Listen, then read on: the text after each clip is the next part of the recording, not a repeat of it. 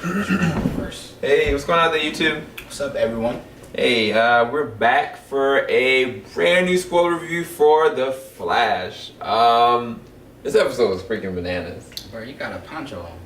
It's not a poncho. This is my cape, bruh. It's my green cape. I'm the Green Thunder Ninja. Nah, on the real, y'all. There's a lot of stuff that goes down. I mean, let's just get to the meat of it. You know what I'm saying? The fact that we got to see Harrison Wells in full-fledged Reverse Flash gear, like out in the open. Now, I told Joe, I was like, do you know what Gorilla Grodd's power is? The fact that he has mind manipulation, that he's a telepath, that at the same time he can control minds. Like imagine Professor Xavier in the mind of a gorilla, and that's what you got. And at the same time, this dude has the strength of a gorilla. And so when Wells took the general there and just had Gorilla Grodd there, it just kind of gave me chills. Because I was like, okay, how is Barry, if this man gets in his mind, how is Barry really going to be able to stop him? You know what I'm saying? And then if he gets close to him, how can he physically be able to come at him all sorts of kinds of ways? Like, I mean, it was just, it gave me chills. You know what I'm saying? What's your take on some of the stuff that we saw? You can talk about that, but yeah. Let's see. All right, so what's the professor's name? The one who merged with Stein, Professor Stein. Professor Stein. So Wells, you know, in the episode, kind of midway segue into the plot of the story, Wells kind of spiked Stein's drink with a sedative, like a pretty much like a sedative, make him like pass out. So when dude passed out, you know, the general came in, took dude to a military facility to start running tests on him. So why Wells did that, I was tripping. I was like, yo, like this is stuff I'm talking about, you know, with Wells. I was like, man, this is pretty random. Like one moment he's helping somebody, next moment he's betraying them. Yeah. And I was like, I don't understand. Yeah. But long story short, he actually sends Flash and the other dude, what's his name? Ronnie. Yeah. He sent Flash and Ronnie to go rescue him, you know? I think he did that just to get them to merge again. I agree. I highly agree. Crazy, man. Because one of the things that he said at the end, he was like, I see you've been attacking my people. You know I protect my own, right? And I was like, what? What does he mean by that? Like, it's like either... And see, this is the other thing I asked Joe. I was like, Joe, why did he create the particle accelerator? You know what I'm saying? Like, what was his motivation behind creating it? The fact that there's a theory that we came up with earlier today, and I'll post that online as soon as I can. But if his intentions were to create something that would help mankind, that's admirable, but it's unlikely just given his character. What if, like Joe predicted, is that he created it to be able to re-jump his suit to be able to get and maintain Speed Force again, or to be able to have Speed Force maintained.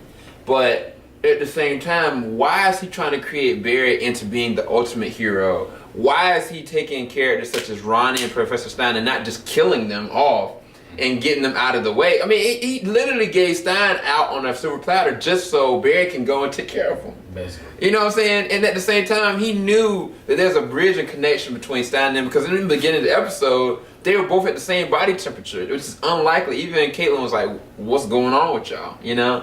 And it's just really, you cannot, it makes for a great character because you can't predict what it's going to be. And I had a long drawn out theory that I'm not going to go over again because the preview might even debunk what I even came up with, because the preview shows him moving so fast that it looks like it's two of them. That blurs the mind and comprehension of what this man can truly do. Exactly. But I don't know if that's just smoke and mirrors. I'm not really sure. But I know this man is a threat. And like they got a snake literally training them and living with them. The only thing I can really like not necessarily agree with or like about is the fact that with Lois Lane and Superman, right? You got Superman, who is a reporter, who is a man still by day, but then you got Lois Lane that's 24/7 Lois Lane. Now she's cute, she's strong nosed, but then at the same time, like she can get people in danger. And now you got Iris, who's turned down Barry, who's foiled his plans with his last date, last episode, and now in this episode, like she's getting in with stuff she doesn't understand. Yes, she might incidentally reveal to Barry who Harrison Wells is, incidentally, but it's like it becomes like kind of an annoyance kind of thing. And I mean, it's not taking anything away from Iris. It's just I don't know if that's needed. You know what I'm saying? Like if they have her strictly like looking into Wells, that's one thing. But then for her to be looking into Ronnie, that's gonna cause even more problems down the line. You know what I'm saying? Because that's not what needs to be revealed. But one of the things that we saw in the beginning, though, is the most interesting thing is this aspect of time travel. And any of y'all that don't know this about Barry Allen, Wally West, the speedsters, that they have the ability of being able to control the time force. And Stein expressed it so well and so eloquently that you move so fast that the kinetic energy around you breaks the time barrier. Do you know how freaking, I mean, okay, I'm geeking out. I'm sorry. I'm geeking out a little bit. But do you know how awesome that even sounds, just to actually, for them to go into the mythos that way and to establish that and talk about it? Definitely. That adds a different kind of weight to the story. But then, this is something you don't know, Joe. You know the treadmill, right? Now, this is a spoiler review. This is all spoilers, right? So, the treadmill that Barry's been training on, that Wells has been pressuring him to train on, what they've used in the past, in the comics, is the time travel treadmill. The treadmill allows Barry to be able to move in the same motion without going across the earth, but at the same time, it can maintain his speed. The faster he moves with it, eventually he can go into the past. Wow, that's pretty crazy. So that's pretty crazy. It's set up, bruh. It's set up, man. Like they definitely set this episode up. You know, even with the start, you know, the huge explosion that the last episode left off with, that was supposed to be nuclear. You know, turns out wasn't nuclear, but it was still a freaking huge explosion. Yeah. CG effects were awesome, on point. You know, that was actually a really nice touch, man. You definitely get to see the generals after these two characters. And he's pretty serious. He's got weapons to actually fight the metahumans. And Flash being one of them, you know. So Ninja look like a porcupine. A porcupine. He's got like stuff in his neck, man. It was bad. But it was just a lot that went down. We talked about most of it. Yeah. Most part. But it was a good episode. I mean, Barry finds out that his blood is on the wall of his old house. So he realized at this point, like, he was actually in the pack. Well, he was present when his mom died as an adult, as a speedster. So that comes to light, and it's actually revealed to him by Joe.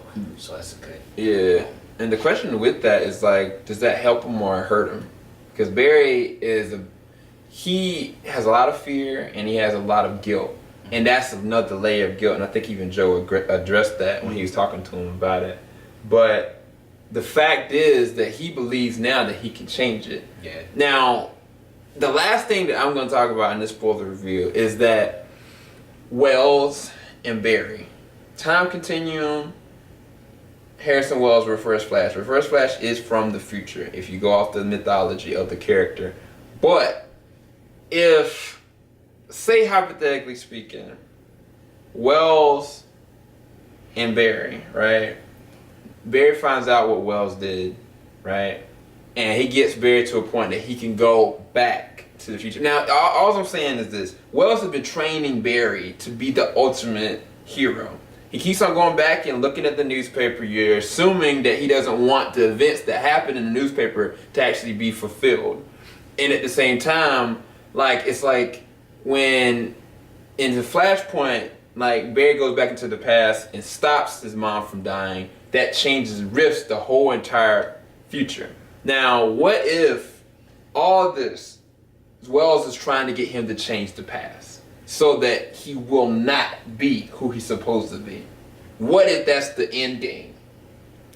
That's a good point. Because what if the season finale is at the end of the season finale? You have Wells and you have Barry circling around his mother, fighting it out in super speed.